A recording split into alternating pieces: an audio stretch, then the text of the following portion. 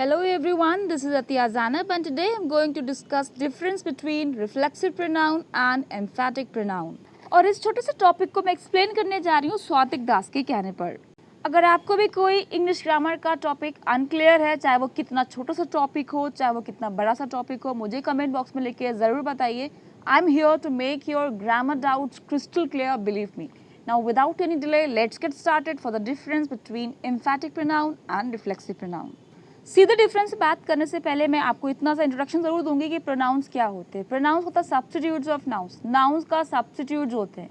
किसी सेंटेंस में नाउन का रिपीटिशन ना होने पाए, नाउन बार बार ना बोला जाए, या फिर किसी सेंटेंस में नाउन बार बार ना लिखा जाए, तो नाउन को रिपीटिशन से रोकने के लिए जिन वर्ड्स का यूज किया जाता है उसे कहा जाता है प्रोनाउन। तो pronouns are nothing but the substitutes of nouns. That's why we say pronouns are the words that are used in place of nouns. क्यों यूज करते हैं nouns की प्लेस पे? क्योंकि nouns का repetition सुनने में अच्छा नहीं लगता है।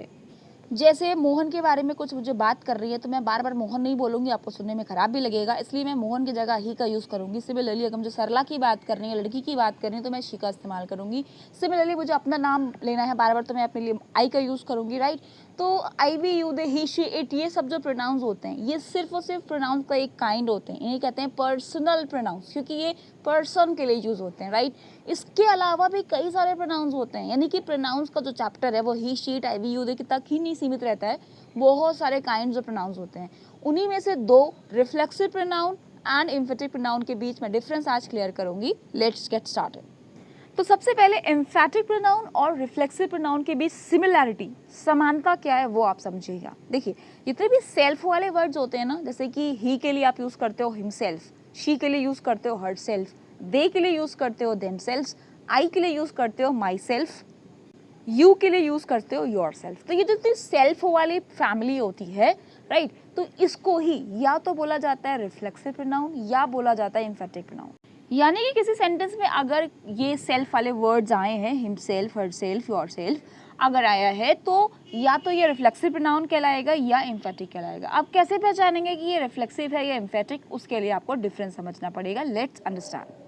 अगर किसी सेंटेंस में सेल्फ फैमिली का कोई भी वर्ड, चाहे वो हिमसेल्फ हो, हरसेल्फ हो, योरसेल्फ हो, इटसेल्फ हो, कोई सा भी सेल्फ वाला वर्ड हो, अगर किसी सेंटेंस में वो सब्जेक्ट को रिफ्लेक्ट करा रहा है। सब्जेक्ट को रिफ्लेक्ट कराने का मतलब क्या होता है?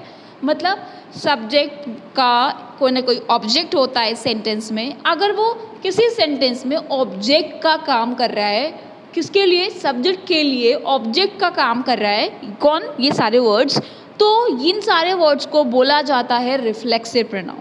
रिफ्लेक्सिव प्रोनाउन का मतलब ही है जो रिफ्लेक्ट कराए। रिफ्लेक्ट कराने का मतलब है कि सेंटेंस में ऑब्जेक्ट का काम करे। किसके लिए? सब्जेक्ट के लिए। तो इसीलिए कहा जाता है कि अगर ये सारे वर्ड्स रिफ्लेक्ट करा रहे हैं सब्जेक्ट को, यानी कि सब्जेक्ट के लिए ऑब्जेक्ट का काम कर रहे हैं, तो इन्हें कहा जाता है रिफ्लेक्सिव प्रोनाउन।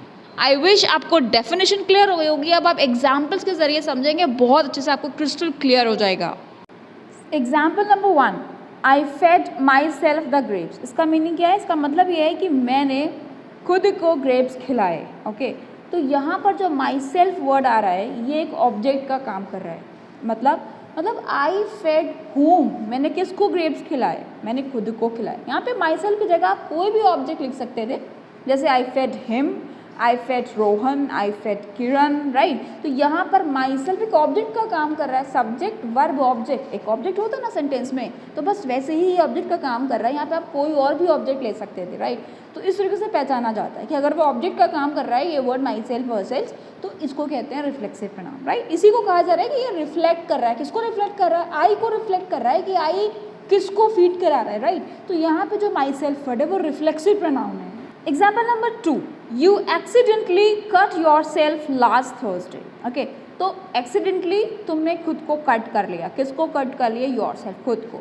तो कट के अलावा कुछ और हो सकता था, cut your finger, okay, your toe, right. तो यहाँ पे कोई भी ऑब्जेक्ट हो सकता था कि किस चीज़ को कट किया गया। Accidentally cut the hand of Rohan या रोहन्स हैंड, राइट।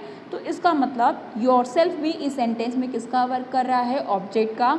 इस वजह से वो रिफ्लेक्सिव प्रोनाउन कहलाएगा। Similarly sentence number 3, we blame ourselves for the accident. हम ब्लेम करते हैं खुद को, किसके लिए? एक्सीडेंट के लिए। तो ब्लेम किसको कर रहे हैं? खुद को। किसी और को भी ब्लेम किया जा सकता था, ये एक ऑब्जेक्ट की तरीके से काम कर रहा है। We blame them, we blame him, we blame you for the accident, right. तो यहाँ पे our self word is working as an object for we subject, right. तो आवर सेल्फ भी क्या होगा आपका? रिफ्लेक्सिव प्रोनाउन होगा। अब बात करते हैं कि ये सारे words my self, your self, all, ये सारे वर्ड्स आपके एम्फैटिक प्रोनाउंस कब कहलाएंगे किसी सेंटेंस में? अगर इन सारे वर्ड्स का यूज़ किसी सेंटेंस में एम्फेसाइज करने के लिए किया जा रहा है, एम्फेसाइज मतलब जोर डालने के लिए, किसी बात पर जोर डालने के लिए, सब्जेक्ट के एक्शन पर जोर डालने के लिए, या फिर सब्जेक्ट पर जोर डालने के लिए यूज़ किया जाता है इन सारे वर्ड्स का, तो इनको कहा जाता है एम्फैटिक प्रोनाउन। इसका क्या मतलब हुआ? जोर डालने के लिए और एम्फेसाइज करने के लिए। चलिए समझते हैं।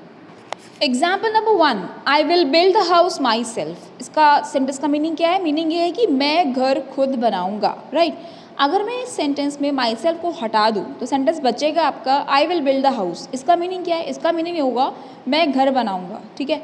तो अब जब मैंने माई सेल्फ लगा दिया तो मीनिंग क्या चेंज हो गया? मैं घर खुद बनाऊंगा। तो ये जो खुद वर्ड यूज़ कर रही हूँ मैं, ये सिर्फ अपने को दिखाने के लिए यूज़ कर रही हूँ कि मैं खुद ये काम करूँगी या मैं खुद, यानी कभी कभी ये सारे वर्ड जो होते हैं ये एक्स्ट्रा में यूज़ होते हैं, यानी इनका कोई यूज़ नहीं होता सेंटेंस में, एक्चुअली कोई मीनिंग नहीं डिलीवर करते, बस ये बात को जोर डालने के लिए यूज़ किया जाता है कि मैं खुद ये काम करूँगा।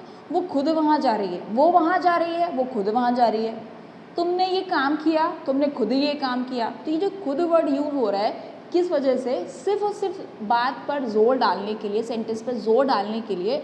इसे कहा जाता है एम्फैटिक प्रोनाउन। क्यों? क्योंकि emphatic word is taken from emphasis. Emphasis मतलब to give pressure, right. Sentence number 2, we will watch the show ourselves. हम खुद शो वॉच करेंगे, ओके। तो विल शो द वॉच, समझ आ रही है बात पूरी पूरी? आवरसेल्व्स क्या है? एक्स्ट्रा में लगा हुआ है, यानी सिर्फ और सिर्फ एम्फेसाइज करने के लिए यूज़ हुआ है। ये कोई ऑब्जेक्ट का काम नहीं कर रहे। अभी हमने पीछे क्या देखा था? वो सारे वर्ड जब ऑब्जेक्ट का काम कर रहे थे तो उसको हम रिफ्लेक्सिव बोल रहे थे, ओके। ये कोई ऑब्जेक्ट नहीं है। We will watch the show, show यहाँ पे ऑब्जेक्ट का काम कर रहा है। आवरसेल्व्स ऑब्जेक्ट नहीं है। आवरसेल्व्स क्यों यूज़ हो रहा है? आवरसेल्व्स यूज़ हो रहा है बात पे जोर डालने के लिए, राइट। नेक्स्ट सेंटेंस है you yourself can tell us about the situation. तुम खुद हमें सिचुएशन के बारे में बता सकते हो और तुम सिचुएशन के बारे में बता सकते हो, दोनों एक ही तो बात है। तो योरसेल्फ क्यों यूज़ कर रहे हैं? Just to emphasise, right. तो let me tell you again, जब ये सारे सेल्फ वाले वर्ड्स किसी सेंटेंस में ऑब्जेक्ट का वर्क करते हैं तो इन्हें कहा जाता है रिफ्लेक्सिव प्रोनाउन, और जब ये ऑब्जेक्ट का वर्क नहीं करते हैं इनका इस्तेमाल किया जाता है सेंटेंस में किसी बात पर जोर डालने के लिए, एम्फेसाइज करने के लिए, तो इनको कहा जाता है एम्फैटिक प्रोनाउंस। टॉपिक क्लियर हो गया हो तो कमेंट बॉक्स में लिख के ज़रूर बताइए। Subscribe for such more lessons and do comment for the topics that you feel difficult.